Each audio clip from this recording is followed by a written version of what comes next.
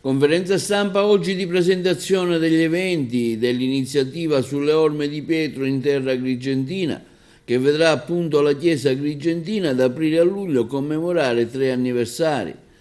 1923-2023, 11 aprile, 100 anni dalla visita di Monsignor Angelo Giuseppe Roncalli, Papa Giovanni XXIII ad Agrigento.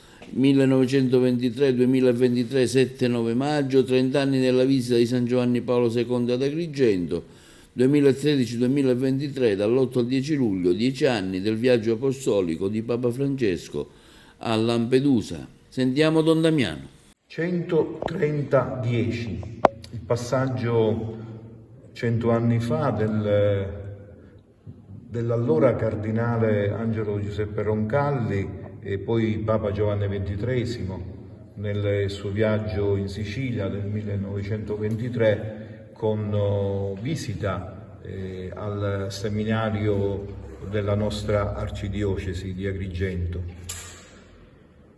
Felicemente si incontra questo suo passaggio con i 60 anni dell'enciclica Pacem in Terris, tema di estrema attualità, promulgata proprio l'11 aprile del 63. E allora è un'occasione per ricordare Papa Giovanni XXIII e riflettere sulla pace nelle terre sempre auspicata e sempre tradita.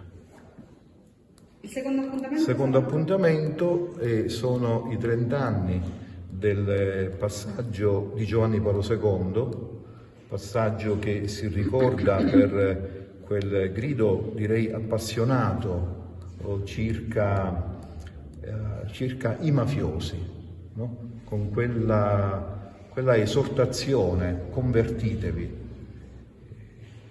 Anche questa è un'occasione per tornare a riflettere su come la mafia sia mutata in questi 30 anni e qual è stato il cammino della Chiesa siciliana e della Chiesa italiana su questa realtà. Gli ultimi eventi, quelli di Lampedusa, sono i 10 anni della visita voluta fortemente da Papa Francesco proprio a Lampedusa in riferimento alle migrazioni, ai migranti. Lampedusa è conosciuta anche per questa opera d'arte che è stata lì collocata, Porta d'Europa, ed è un riferimento interessante. Ecco, dobbiamo anche sempre considerare che una porta, per essere porta, deve essere transitabile in entrambi i lati, no? Quindi Porta d'Europa, ma anche Porta d'Africa. E può essere veramente un'occasione per proporre, ma anche acquisire un punto di vista diverso sulle migrazioni, sui migranti. Questo mi sembra importante. Da che punto di vista guardiamo queste persone? Perché se continuiamo a parlare di fenomeno, o peggio di emergenza, perdiamo di vista la persona, questa madre, questo bimbo, quest'uomo, che fanno i migranti.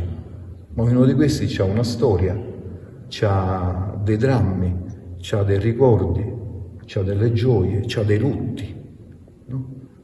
E dal punto di vista con cui noi guardiamo cambia l'approccio che si possa avere, sia quello personale sia quello delle istituzioni.